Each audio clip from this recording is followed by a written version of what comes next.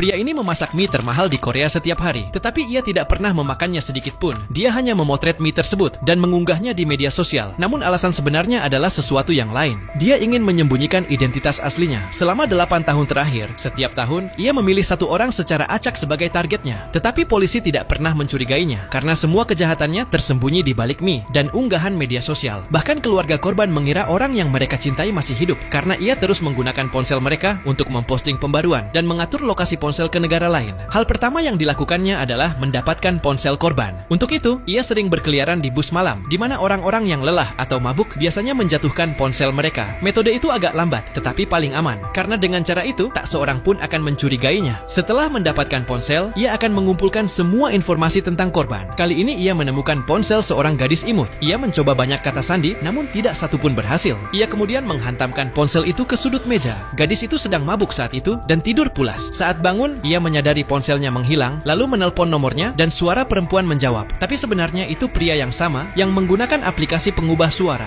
dan mengatakan bahwa ia menemukan ponsel itu di bus, tapi ponselnya sudah rusak. Kemudian ia memberi alamat toko reparasi ponsel dan menyuruh gadis itu untuk mengambil ponselnya di sana. Gadis itu tidak curiga sedikit pun. Ia pergi ke alamat yang diberikan. Itu adalah bangunan tua terbengkalai yang hampir tak ada orang yang datang. Saat masuk ke toko, ia melihat ponselnya dan layarnya memang rusak. Penjaga toko yang sebenarnya pria yang sama memberinya sebuah formulir. Ia harus mengisi semua detail di dalamnya. Yang paling penting adalah kata sandi ponsel. Gadis itu ingin ponselnya cepat diperbaiki, jadi tanpa pikir panjang, ia mengisi formulir tersebut. Sekarang pria itu memiliki semua informasinya. Ia mengganti kamera ponsel, memasang layar baru, membuka kunci ponsel dengan kata sandi, dan diam-diam memasang sebuah virus di dalamnya. Sekarang setiap data gadis itu akan langsung terkirim padanya. Sebelum pergi, gadis itu bahkan berterima kasih. Ia tidak mengetahui bahwa sekarang setiap tindakan, setiap panggilan, setiap pesan, bahkan arah kamera ponselnya sedang dipantau. Dalam beberapa hari, pria itu tahu semua tentang kehidupannya, dari kebiasaan, percakapan, bahkan rahasia yang tak ia sadari sedang direkam dari ponselnya. Di malam hari saat gadis itu tidur, pria itu mengendalikan ponselnya dari jarak jauh. Ia memeriksa semua pesan dan aplikasinya. Setelah mengumpulkan semua informasi, pria itu mulai merencanakan langkah berikutnya.